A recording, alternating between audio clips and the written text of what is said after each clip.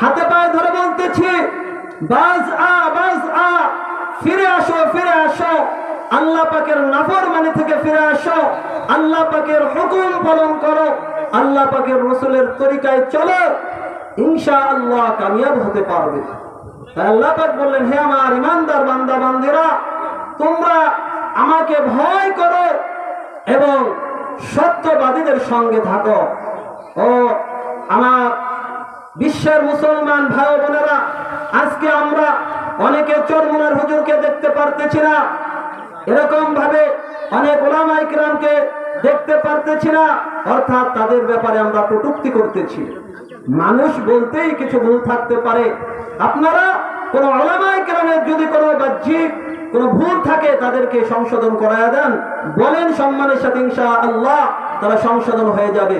কিন্তু আপনি দূর থেকে এদেরকে বদনাম করবেন যে এরা ভালো না, ওরা ভালো না, এটা নিয়ে কোনো তানা হেসরা করা ভালো নয়। সেজন্য উলামায়ে কিরামের ব্যাপারে আল্লাহ পাক বলছেন, তোমরা আমাকে ভয় করবে এবং সত্যবাদীদের সঙ্গে থাকবে। সত্যবাদী কারা?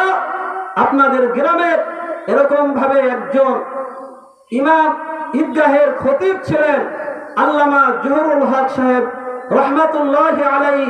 তিনার পিছে অনেকদিন আমিও নামাজ পড়েছি, আপনারা ওই দিন নামাজ পড়েছেন।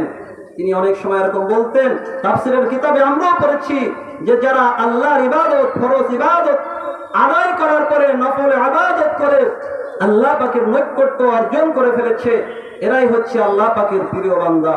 সেজন্য মুসলমানেরা, আমার অনুরোধ থাকবে, উলামায়ে কিরাম এরা হচ্ছে উম্মতের জন্য দরদি। এই উলামায়ে কিরাম যদি কোরআন এবং হাদিসের সহিহ কথাগুলো আপনাদেরকে বুঝিয়ে শুনে না বলে, তাহলে আপনারা কই পাবেন বলেন?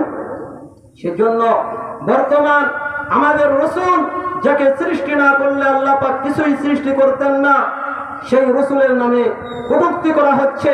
যে বা যারাই করতেছে, আমি এই ছাগলদের মাহফিল থেকে সরকার মহোদয়ের নিকট আবেদন করছি, রাসূলকে নিয়ে যারা বা যে বা যারাই কটূক্তি করেছে, 24 ঘন্টার ভিতর তাদেরকে আইনের আওতায় আনা হোক, নচেত বাংলাদেশের মুসলমানেরা কিন্তু ঘরে বসে থাকবে না। কারণ দেশের অবস্থা বেশি ভালো নয়। সেই জন্য সকলের কাছে দোয়া চাই, উলামায়ে কিরামের সাথে যে কোনো সময় হক্কানি উলামায়ে কিরাম, চরমুনায় হোক, রসুলপুর হোক, মুফতি আব্দুল গফফার সাহেবের পক্ষ থেকে হোক, মুফতি ইসমাতুল্লাহ কাসিমের পক্ষ থেকে হোক, বাহিরদের হুজুরের পক্ষ থেকে হোক, পুরা মাদ্রাসার পক্ষ থেকে হোক, এইভাবে আমরা তাদের ডাকে সাড়া দেব। আল্লাহ পাক রব্বুল আলামিন হাবিব বলেন, ইন্নাল উলামাআ ওয়ারাসাতুল আম্বিয়া, নিশ্চয় উলামায়ে কিরাম হচ্ছে নবীগণের ওয়ারিস। সেজন্য আমি অনুরোধ করব, এখনো যারা আসতে পারেন নাই, সকলে আমরা একমাত্র ইখলাসের সাথে এই কোরআন এবং হাদিসের আলোচনা শোনার জন্য চলে আসি। আলোচনা শোনার 4টি আদব আমি বলতেছি সংক্ষেপে। আলোচনা শোনার 1 নম্বর আদব হচ্ছে, মুতাকাল্লিম যে বয়ান করবে, বক্তা তার মুখের দিকে তাকায় তাকায় শুনবেন। দ্বিতীয়, দিলের কানে শুনবেন, মনোযোগ সহকারে। 3 নাম্বার, এরকম ভাবে আমলের নিয়তে শুনবেন। 4 নাম্বার, অপরের নিকট পৌঁছিয়ে দেওয়ার নিয়তে শুনবেন। আর আমার অনুরোধ, আমি আবারও বলতেছি, এখানে উলামায়ে কিরাম আসবে, এটা জান্নাতের বাগান। যেহেতু সময় সংক্ষেপ, আমি পুরোপূর্ণ বলতে পারলাম না।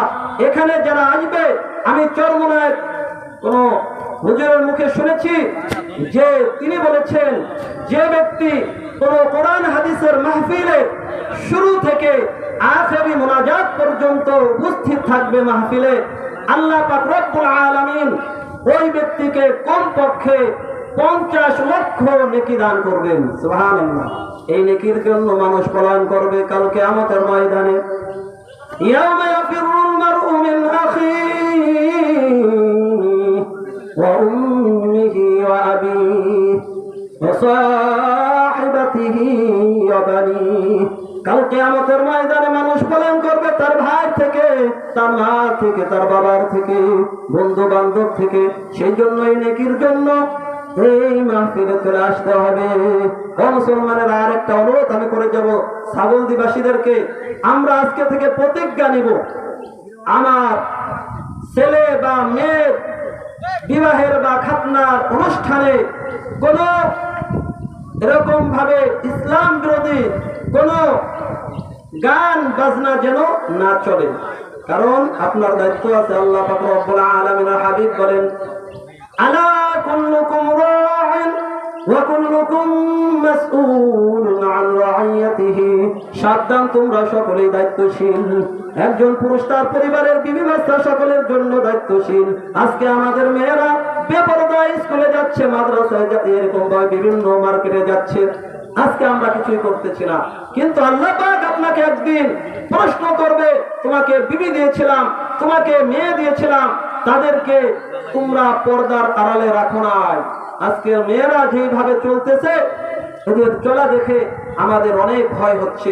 সেজন্য আমাদের দায়িত্ব অনুযায়ী আমরা বলতেছি, আপনারা যদি আপনাদের সন্তানদেরকে, বিবি বাচ্চাদেরকে আল্লাহ পাকের হুকুম মতন নবীর তরিকায় চালাইতে চান এবং চালাইতে পারেন, ইনশাআল্লাহ কামিয়াব হতে পারবেন। এই জন্য আল্লাহ পাক রব্বুল আলামিনের হাবিব বলছেন, উলামায়ে কেরাম নবীগণের ওয়ারিস। বর্তমান জামানায় আলেমদের সাথে আমরা মুহাব্বত রাখবো, চরমনায় যাব, দুটি মাহফিল হয় যাব।